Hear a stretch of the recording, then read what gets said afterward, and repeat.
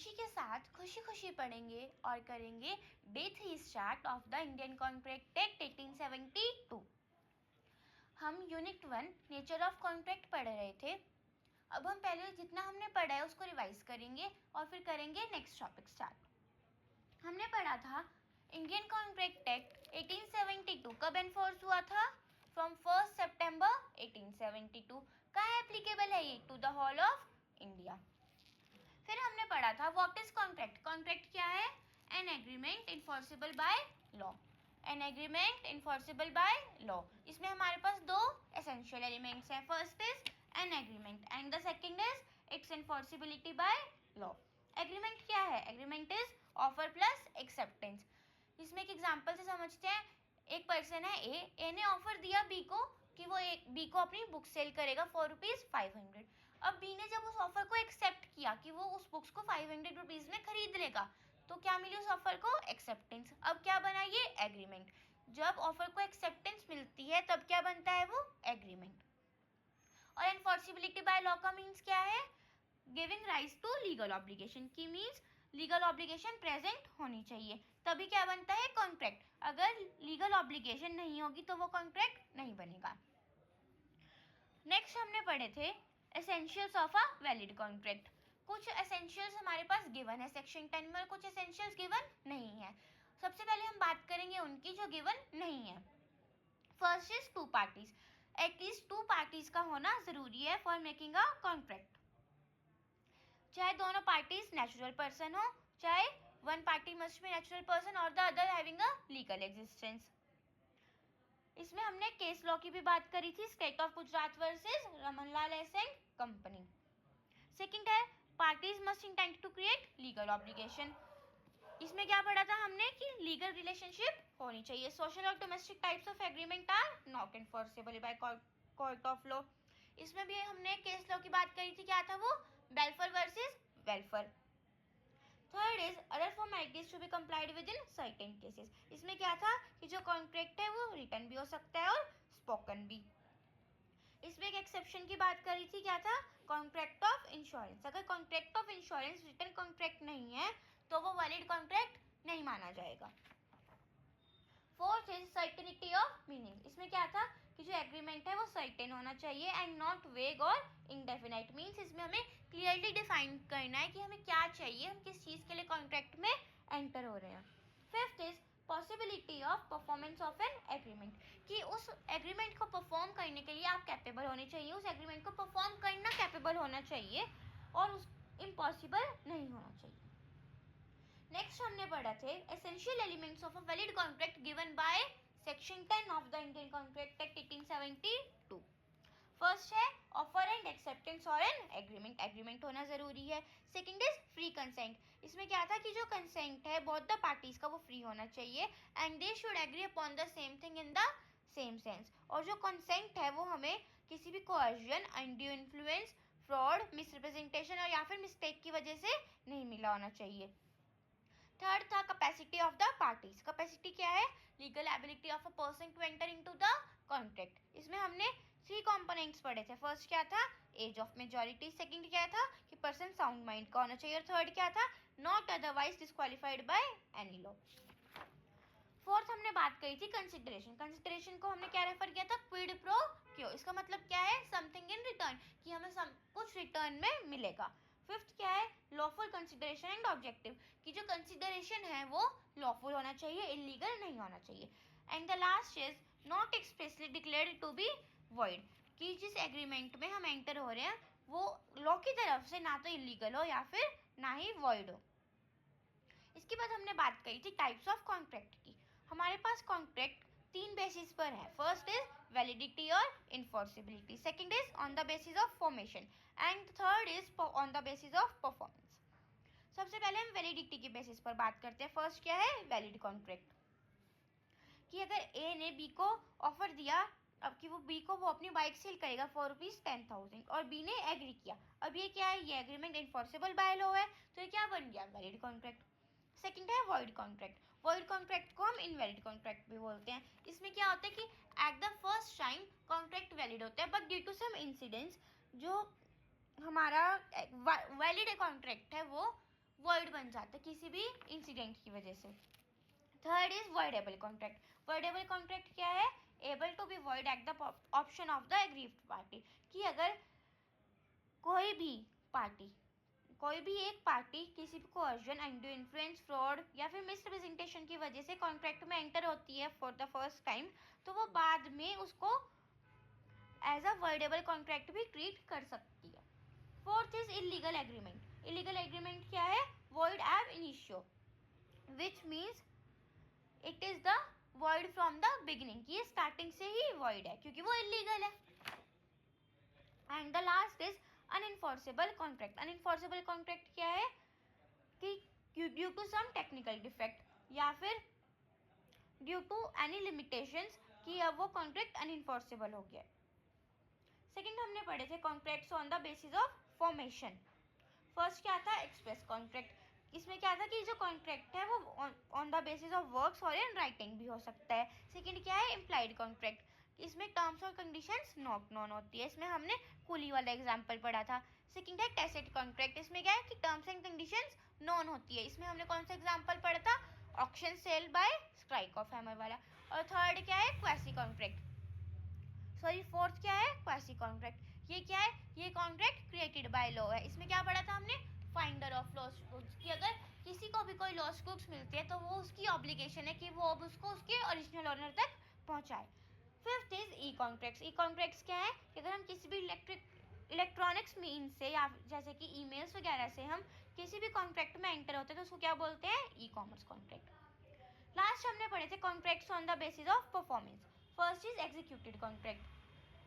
Executed contract में क्या होता है कि जो बोथ द पार्टीज हैं उन दोनों पार्टीज ने अपनी ऑब्लिगेशंस पूरी कर दी हैं।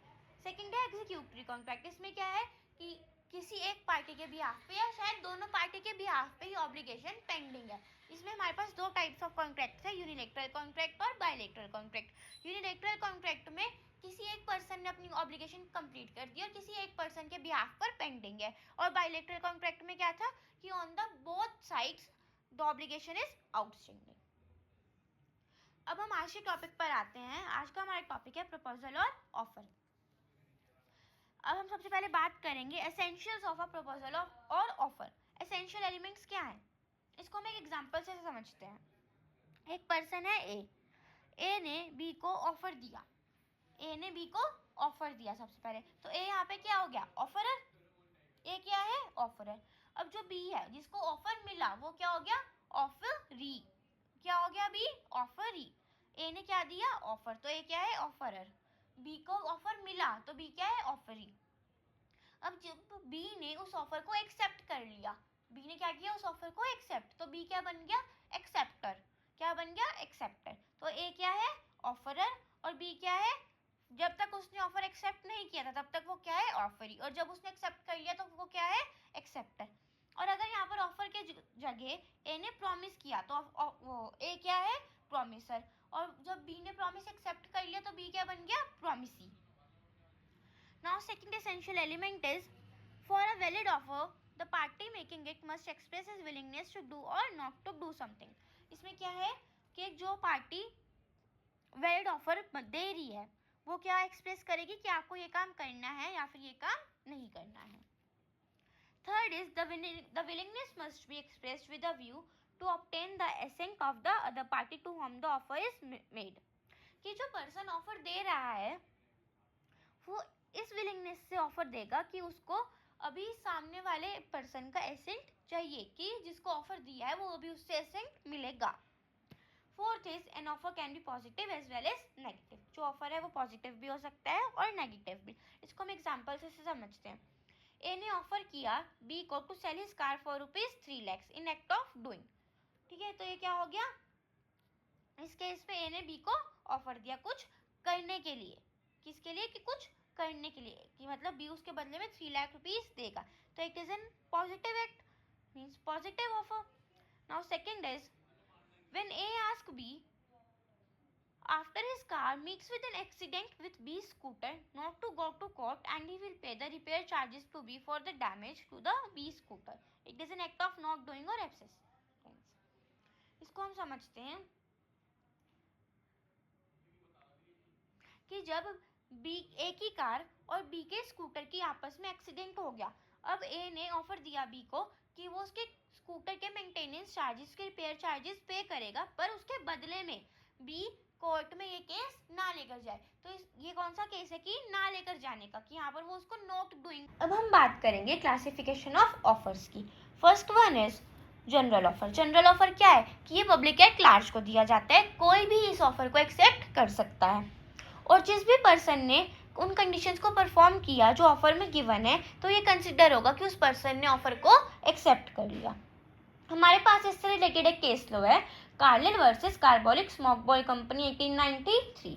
ये एक मोस्ट इंपॉर्टेंट केस लो है, one of the favourite of the ICAI, mark it as important. इसमें क्या हुआ था कि कार्बोलिक स्मोक बॉल कंपनी ने एडवर्टाइजमेंट दिया था न्यूज़पेपर में कि अगर कोई भी पर्सन जो smoke balls produce by carbolic Smoke Ball company है, वो अगर उन्हें कंज्यूम करता है तो उसको इन्फ्लुएंजा नहीं होगा, अगर उसको इन्फ्लुएंजा होता है तो उसको 100 पाउंड्स रिवॉर्ड दिया जाएगा।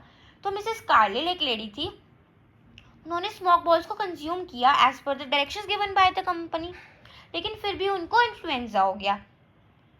अब क्या हुआ कि ये एक ऑफर था जो एक पब्लिक एट लार्ज को मिला था, तो उन्होंने कंडीशंस को फुलफिल किया जो as the directions given by the company. तो ये क्या हुआ कि उन्होंने ऑफर को एक्सेप्ट किया। अब जब उन्होंने ऑफर को एक्सेप्ट किया तो उनको रिवॉर्ड भी मिलेगा।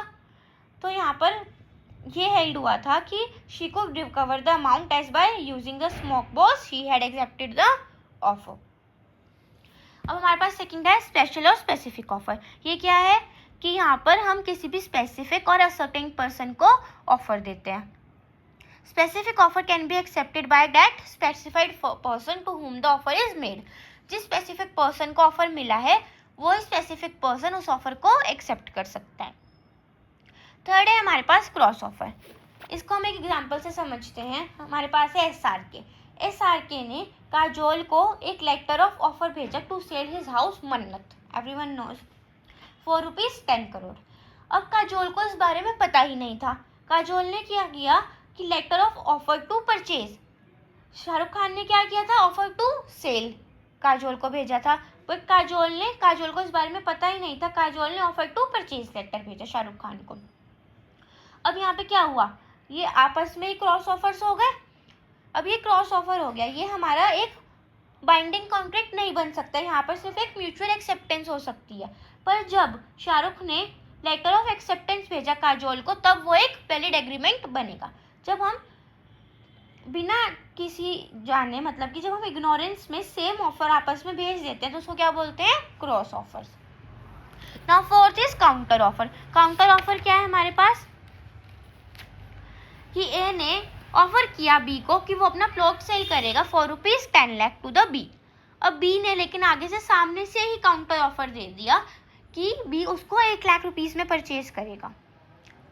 बी ने क्या किया, काउंटर ऑफर दे दिया। जब सामने ऑफर के बदले में ऑफर दिया तो वो क्या हो गया, काउंटर ऑफर। अब जब ए ने उस ऑफर को एक्सेप्ट किया तो वो क्या बनेगा, वैलिड एग्रीमेंट। क्या बनेगा, वैलिड एग्रीमेंट। तो ये हमारे पास क्या आ गया, counter offer. Now last is standing और कंटिन्यूइंग और ओपन ऑफर। क्या है, स्टैंडिंग और कंटिन्यूइंग और ओपन ऑफर। क्या है ये कि कोई भी offer which is allowed to remain open for acceptance over a period of time is known as standing और कंटिन्यूइंग और open offer.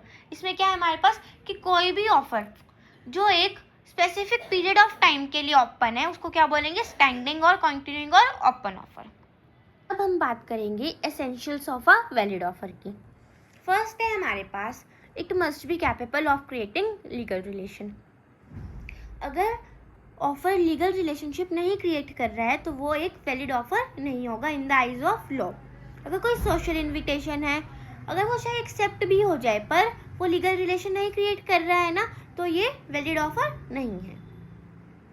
Second is it must be certain, definite and not वेग। ये हमने essentials of a valid contract में भी पढ़ा था और ये essentials of a valid offer में भी है कि हमारा जो वैलिड ऑफर है वो सर्टेन होना चाहिए, डेफिनेट होना चाहिए और नॉट वेग, कि हमें उसमें क्लियरली डिफाइन करना है कि हमें क्या चाहिए, हम क्या सेल कर रहे हैं, हम क्या क्लियरली डिफाइन करना है कि हम क्या ऑफर में दे रहे हैं। Now third is it must be communicated to the offeree. इसमें क्या है हमारे पास कि जब तक ऑफरी ने उस ऑफ़र के बारे में सुना नहीं है या उस ऑफ़र को कम्युनिकेट ही नहीं हुआ उस ऑफ़र के बारे में, उसको ऑफ़र के बारे में पता ही नहीं है, तो ये नहीं माना जाएगा कि उसने उस ऑफ़र को एक्सेप्ट किया या उसको ये ऑफ़र मिला। इससे रिलेटेड हमारे पास एक केस लॉ है, लालमैन शुक्ला वर्सेस गौरीदत्त। इसमें क्या हुआ था कि गौरीदत्त नाम का एक पर्सन है, उसने अपने सर्वेंट लालमैन को भेजा था कि उसके मिसिंग नेफ्यू को ढूंढने के लिए। अब जब वो उसके मिसिंग नेफ्यू को ढूंढने गया, इसके पीछे से गौरीदत्त ने एक अनाउंसमेंट करी कि जो भी उसके नेफ्यू को ढूंढेगा उसको वो रिवॉर्ड देगा। अब लालमैन ने उसके नेफ्यू को ढूंढ लिया, पर उसको इस अनाउंसमेंट के बारे में पता नहीं था। जब वो वापस आया, उसको इस अनाउंसमेंट के बारे में पता चला, तो उसने क्लेम किया कि अब मुझे रिवॉर्ड दो। पर क्या हेल्ड हुआ कि जब उसको इस रिवॉर्ड के बारे में पता ही नहीं था, उसके तक ये ऑफर कम्युनिकेट ही नहीं हुआ, तो यही नहीं कंसिडर होगा कि उसको ये ऑफर मिला। Thus, he was not entitled to the reward as he did not know the offer. Fourth क्या है, it must be made with a view to obtaining the assent of the other party. इसका मतलब है कि जब हम offer दे रहे हैं तो हमें उसे इस व्यू से देना है कि अभी हमें सामने वाले की कंसेंट का वेट करना है, अभी वो कंसेंट देगा, उससे एक्सेप्टेंस आएगी, तब वो एग्रीमेंट बनेगा। Now fifth is it may be conditional, कि जो ऑफर है वो कंडीशनल हो सकता है। इसको हम एक एग्जाम्पल से समझते हैं कि आपने कंडीशन रखी कि आप अपना फ्लैट सिर्फ उसी पर्सन को रेंट पे दोगे जो वेजिटेरियन होगा। ये क्या हो गई, ये कंडीशन हो गई, तो आपने ये offer with terms and condition दिया। Now sixth is offer should not contain a term the non compliance of which amount to acceptance, कि ऑफर में कुछ भी ऐसी टर्म नहीं होनी चाहिए कि जिसका मतलब ये हो कि सामने वाले ने ऑफर को एक्सेप्ट कर लिया। फॉर एग्जाम्पल, ए ने प्रपोजल दिया बी को कि बी उसका मोबाइल फ़ोन परचेज कर ले फॉर ₹5,000, और अगर बी ने रिप्लाई नहीं किया 1 वीक में, तो ए ये कंसिडर करेगा कि बी ने ऑफर को एक्सेप्ट कर लिया। तो यहाँ पे क्या हुआ कि बी ने कुछ जवाब तो देना नहीं है, तो और ए क्या समझ लेगा कि बी ने ऑफर एक्सेप्ट कर लिया, पर ऐसा नहीं होगा, क्योंकि जब तक बी खुद एक्सेप्ट नहीं करेगा तो it will not form a contract. Now seventh is the offer में बी एदर स्पेसिफिक और जनरल। ऑफर क्या है, वो स्पेसिफिक पर्सन को भी दे सकते हैं हम, और एट पब्लिक एट लार्ज को भी।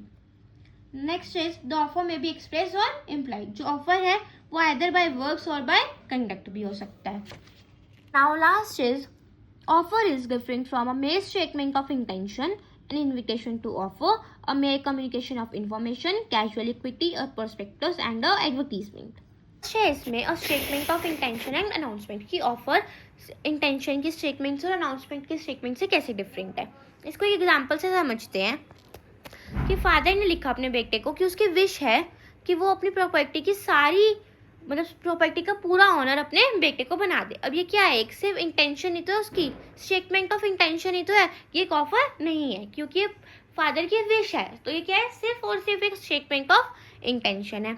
या अगर मान लो स्कूल ने कोई अनाउंसमेंट करी कि जितने भी बच्चों के 95% से अबव आएंगे वो उनको स्कॉलरशिप्स देंगे, तो क्या है, ये सिर्फ एक अनाउंसमेंट है, ये एक ऑफर नहीं है। Now second is offer must be distinguish from an answer to question, कि आप किसी भी क्वेश्चन का आंसर दे रहे हो तो ये एक ऑफर नहीं होगा। A statement of price is not an offer, कि अगर आप कोट कर रहे हो कि किसी प्रोडक्ट का प्राइस, ठीक है, तो ये एक ऑफर नहीं है, कि यहाँ पे आपने सिर्फ और सिर्फ एक प्रोडक्ट का प्राइस बताया, it is not an offer. And the last is an invitation to make an offer और डू बिजनेस। इसको भी एक एग्जाम्पल से समझते हैं। एक कंपनी है हमारे पास, उसने प्रोस्पेक्टस इशू किया, और जो इन्वेस्टर्स थे हमारे, उन्होंने एप्लीकेशन सेंड करी कंपनी को। जब उन्होंने एप्लीकेशन सेंड करी तो वो क्या बना, ऑफर। क्या बना, ऑफर। और जब उन एप्लीकेशंस के बाद कंपनी ने अलॉटमेंट करी तो कंपनी ने क्या किया, एक्सेप्ट किया उस ऑफर को। क्या किया, एक्सेप्ट किया। तो एट फर्स्ट कंपनी ने क्या किया, प्रोस्पेक्टस दिया। तो जब उसने प्रोस्पेक्टस दिया तो वो ऑफर नहीं है, वो सिर्फ एक इन्विटेशन टू एन ऑफर है, कि वो इन्वाइट कर रहे हैं लोगों को फॉर द ऑफर। जब इन्वेस्टर्स ने एप्लीकेशन दी कंपनी में तो वो क्या हुआ, ऑफर, तब वो बना ऑफर। और जब कंपनी ने अलॉटमेंट करी तो वो क्या हुआ, एक्सेप्टेंस, की कंपनी ने ऑफर को एक्सेप्ट कर लिया। यहाँ पर जो इन्विटेशन टू एन ऑफर है वो क्या है, वो सिर्फ एक इन्फॉर्मेशन है जो हम इन्वेस्टर्स को दे रहे हैं। तो जो हमारा इन्विटेशन टू एन ऑफर है वो एक वैलिड ऑफर नहीं है, वो सिर्फ और सिर्फ एक इन्विटेशन ही है, सिर्फ एक इन्फॉर्मेशन है जो हम इन्वेस्टर्स को दे रहे हैं. Next is difference between offer and an invitation to offer. Offer क्या है? ऑफर एक इंडिकेशन है कि जो एक पर्सन है वो प्रिपेयर्ड है to enter into a contract on certain terms, की वो पर्सन कॉन्ट्रैक्ट में एंटर होने के लिए रेडी है और अब वो ऑफर देगा. और इन्विटेशन टू ऑफर क्या है? इन्विटेशन टू ऑफर एक सिर्फ स्टेटमेंट है, सिर्फ एक इन्फॉर्मेशन है जो हम सामने वाली पार्टी को दे रहे हैं. ऑफर क्या है? जब ऑफर पर्सन एक्सेप्ट करता है तो वो क्या बनता है? प्रॉमिस. जब ऑफर एक्सेप्ट होता है तो वो क्या बनता है? प्रॉमिस. लेकिन जो इन्विटेशन टू ऑफर है वो सिर्फ और सिर्फ एक इन्फॉर्मेशन है और उसके बदले में हमें ऑफर मिलता है. तो ऑफर में क्या है? ऑफर हमारा जब एक्सेप्ट होता है तो क्या बनता है? प्रॉमिस. बट जो इन्विटेशन टू ऑफर है वो सिर्फ और सिर्फ एक इन्फॉर्मेशन है जिसके बदले में हमें ऑफर मिलता है.